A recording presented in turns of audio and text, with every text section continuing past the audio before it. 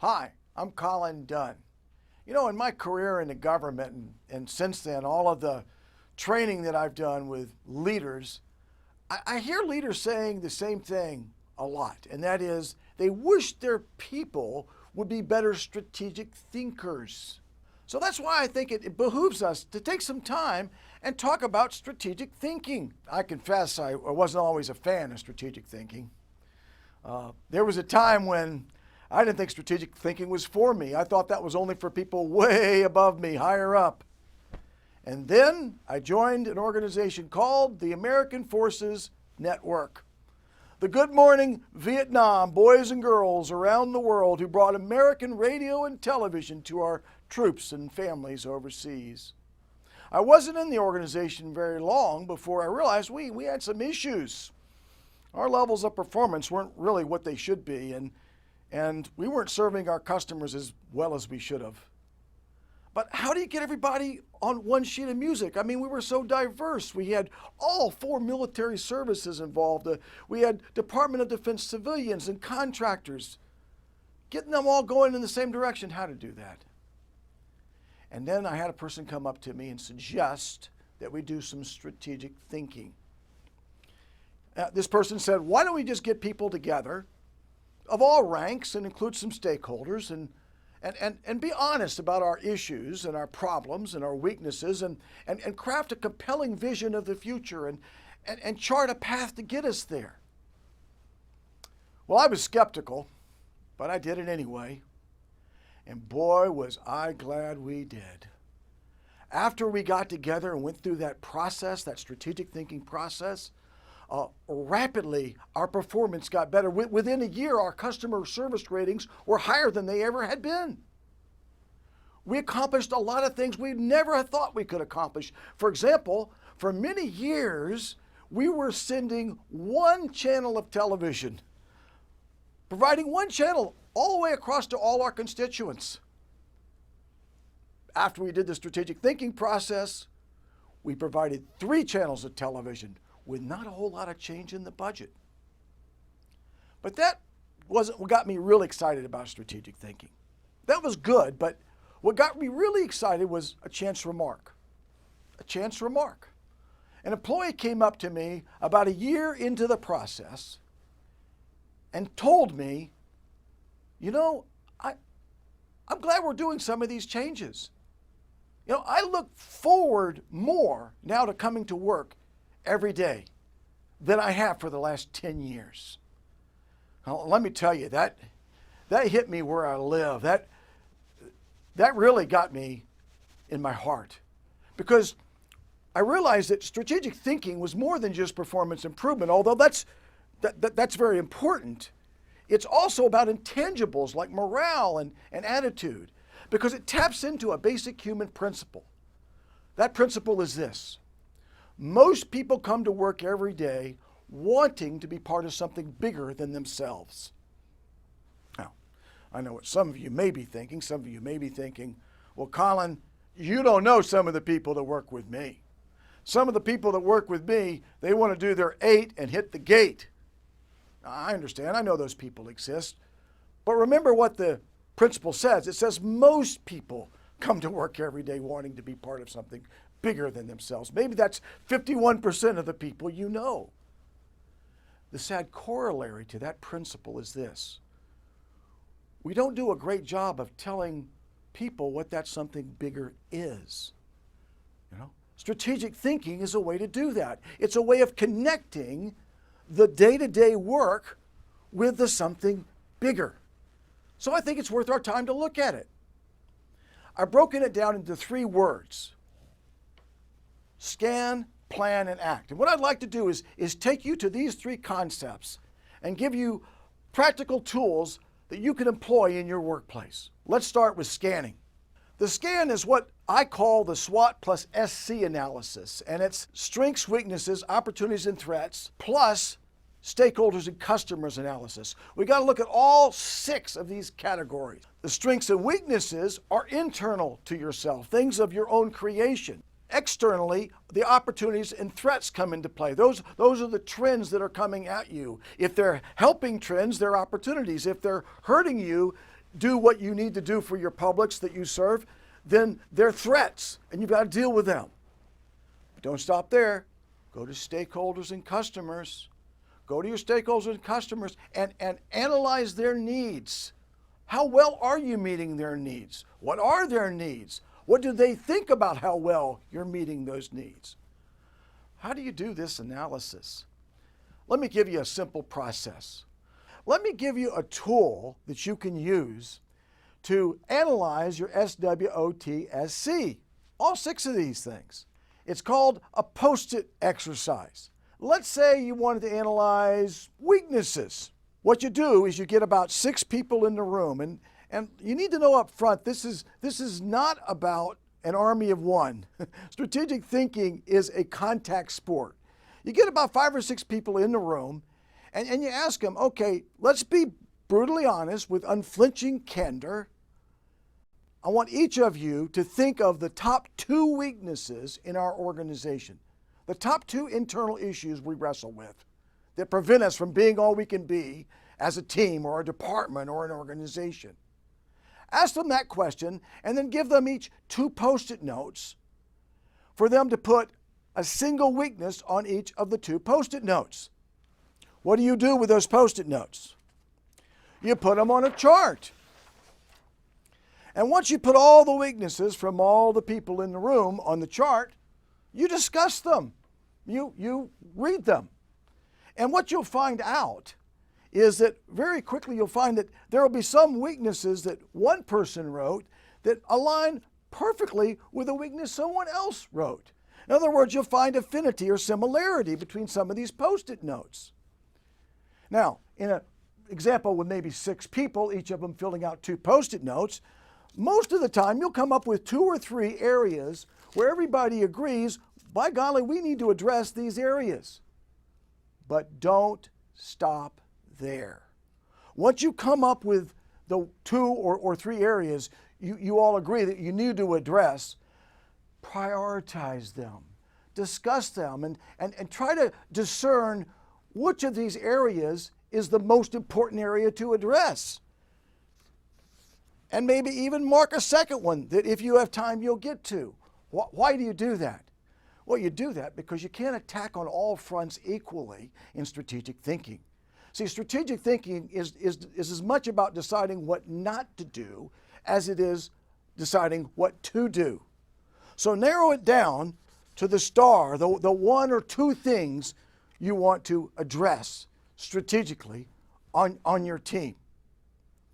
Now, once you do that, put that aside, keep that in mind, and we're going to go to the next step, which is the plan part. Now, planning's got to start with a vision. Why a vision, you might say? Well, Alice in Wonderland has a story for us to teach us why. Alice says to the Cheshire Cat, "Would you tell me, please, which way I ought to go from here?" The Cheshire Cat answers, "That depends a good deal on where you want to go." Alice says, "I don't much care where." The Cheshire Cat responds, "Then it does not matter which way you go." See, if you don't have a vision, a destination for where you want to take the organization, any road will take you there. So start with the vision. Start with the vision. Now, before we get into the vision in depth, I want to make a differentiation between the mission and the vision, because I'm often asked that question. What's the difference between a mission and a vision? Let's define it now. A mission is your core purpose. It's the reason you exist. It's what you get up and come to work to do every day. A vision is a little different. It's what you dream of becoming over time. It's the promised land you want to take the organization to. It's also what would delight your stakeholders and customers, that if you achieved it, it would thrill them. Another way of saying it is, it's a word picture of what you want to accomplish, what you want your organization to become over time. Let me give you an example. Consider this organization, Habitat for Humanity, worldwide organization, nonprofit. What is its mission statement? Its stated mission statement is putting God's love into action, bringing people together to build homes, communities, and hope. That's why they go to work every day. That's their purpose, their reason for existence. But the vision is different. The vision is what they want to become over time. It's what they want to create. Their vision is a world where everyone has a decent place to live. Now, that's an inspiring vision for them. In fact, if they achieved it, they'll be out of business. But you know, they'd be happy about that because that's what they're all about. You see the difference? Let me give you a task. You could use this method called the miracle question method to create your vision for your team or your department or agency. What you do is, again, it's a contact sport. You get 5 or 6 or 8 or 9 people in a room, right? And you ask these 8 or 9 people in the room to go on an imaginary journey with you. Tell them, let's say we all went home tonight and went to sleep, and overnight a miracle happens. And our organization, our department, our team becomes everything we dreamed it could become. In terms of performance, in terms of customer service, we're the poster child for the entire agency. Suppose that miracle really happened. And we came in to work the next day, and that time is right now. What do you see in your mind's eye that's changed in our workplace? What's happening? What's different? Take a moment, each of you, and on a piece of paper, just write 3 or 4 bullets about what's different in our workplace, what's happening, what we see. And then you take those collective inputs from those 6, 8, 9 people, and that can be the basis for you building your vision for your team, for your agency, for your organization. Now, a word of caution here. Understand that visions are not done in isolation. Whatever you come up with that's a basis for a vision is fine. But remember that your vision has to nest within the boss's vision. In fact, your vision for your team ought to make the boss's vision happen. So remember that you have to adjust it a little bit to make sure that happens. But this is a way to starting using the miracle question method. Now, the other thing we have to do after we write the vision is we have to come up with the goals. Well, where do the goals come from? Well, the goals are the things that you have to determine to help you achieve your vision. They might also come from a serious weakness you need to address. There's 2 sources here. But before we get into the specifics on the goals, I want to remind us all about a Japanese proverb that goes like this. A vision without goals is a daydream. Goals without a vision is a nightmare. See, the vision and the goals go hand in hand. What I want you to remember about goals is, for me, there are 3 requirements of a goal. If your goal doesn't meet these requirements, in my mind, it's not going to be a successful goal. The first thing is your goal needs a scorecard. Imagine a graph over time with you tracking week by week or month by month the performance of that goal.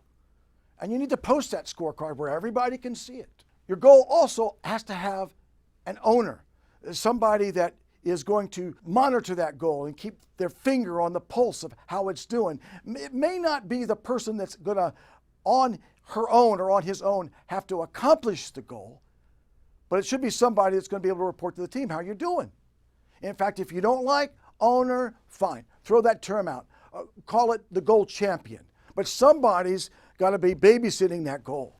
The third thing is, put the goal in the format. We want to go from X level of performance, where we are now, to Y level of performance, where we would like to be by a certain day.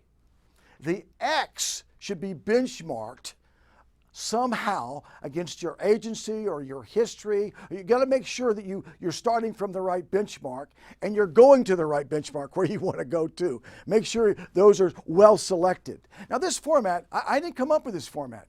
Sean Covey came up with this format in a book called The 4 Disciplines of Execution. Let me give you an example. Consider Eisenhower. Wonderful man, great president. He had a problem in the late 50s. What was it? Problem was the Soviet Union put up a satellite and got into space first. The name of the satellite was Sputnik. Sputnik was up there. And so what did Eisenhower do? He got his leadership together and he put together a goal. And the goal was, we will lead the world in space exploration. It sounds like a lot of corporate mantra, doesn't it? I mean, it didn't get any traction in the public. Nothing really changed dramatically at NASA because he said that goal. Kennedy came along just a few years later and said, we will put a man on the moon and safely return him by the end of this decade. We're going to go from X to Y by when? What happened when he said that goal? The public got behind it. It got great traction and public support. What else happened? At NASA, the reports came in that accountability was going up, that teamwork was getting better, that morale was rising, all because Kennedy put the X to Y by when goal out there. People come to me all the time, ask me, Colin, how do I make my team morale go up? How do I improve accountability? How do I make teamwork better? X to Y by when is a method, and it's proven. That takes us to the last step, which is act. Is it harder or easier to execute the plan than it is to write it? Think about it like this. You've got a day job. You're already busy. Is it harder to fight your way through the day job to get the initiatives done than it is to come up with the initiatives? I hope most of you are saying it's harder to execute it once it's written, because that indeed is the case. That indeed is the case. Why is that? It's because of this little thing in the upper right-hand corner of the screen, this little whirlwind. Let me show you what I mean over here on the chart.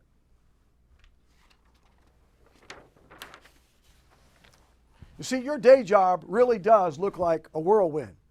It looks like this.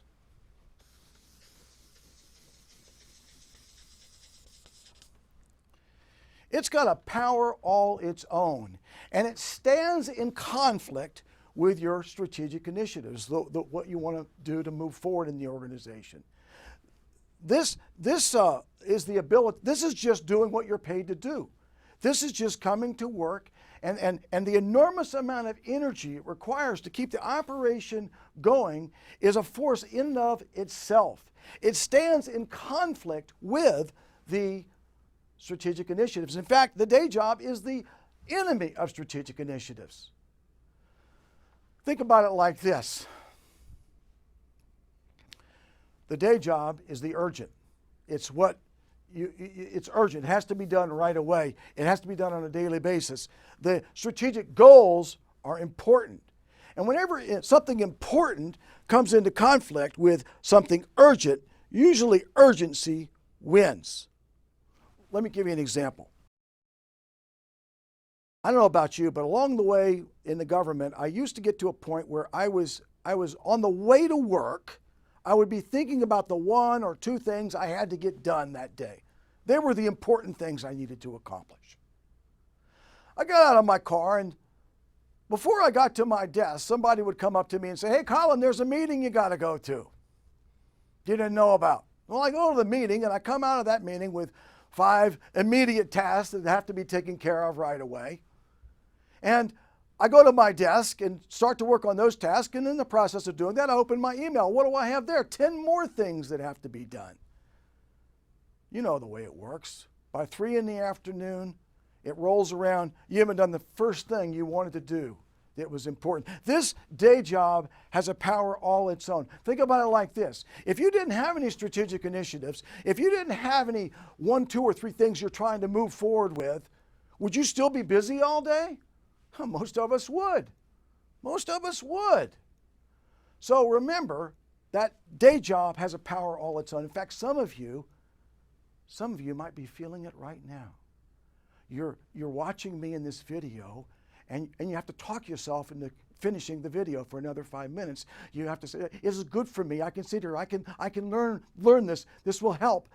You have to talk yourself into it. Why? Because you're feeling in your head the tug of that email you have to answer or that phone call you have to return. That feeling you have, that's the whirlwind. That's what we're talking about. So what you need to do in your strategic planning process, your strategic thinking process, is come up with a way of leveraging the thinking to address this problem of the conflict with a day job. And I have a couple of tips for you. One tip is to reduce the number of strategic initiatives you have. Limit that number. Remember we talked about the weaknesses, narrow it down to 1 or 2 at the most? This applies here. Now this chart I didn't invent. This chart came from Sean Covey, the author of The 4 Disciplines of Execution, son of Stephen Covey. He laid this out and it makes so much sense. The number of goals in addition to the whirlwind that you choose directly affects how many goals will be done with excellence. You choose 1 or 2 goals, you're going to get both of them done with excellence. You choose 4 to 10, you might get 1. This last column is so true. You choose 11 or to 20 strategic initiatives in addition to the day job, you're not going to get any of them done. What's that called? There's a law that governs that last column. What's that law? Law of diminishing returns. We've all been there. We know that one. So that's your first tip. The second tip is hold people accountable. Hold each other accountable. You've got to be accountable to the team for whatever part you're playing in getting a goal done. You've got to own up to it and be held accountable to it, and you've got to hold other people accountable. This is a cadence of accountability.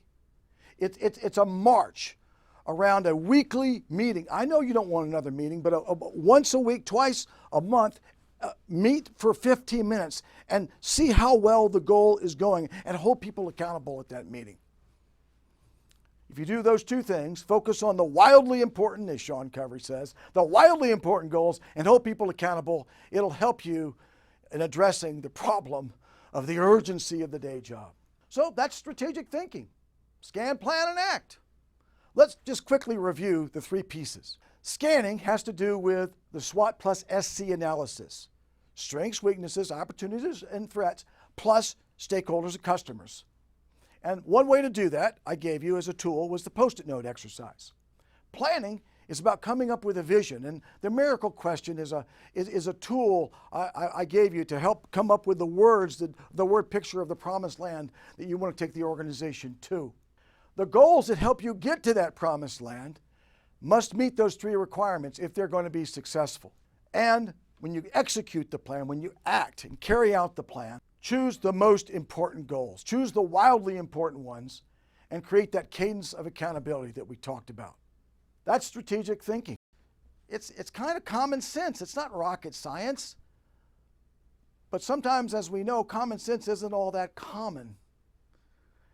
It can start with you at your team, where you're sitting.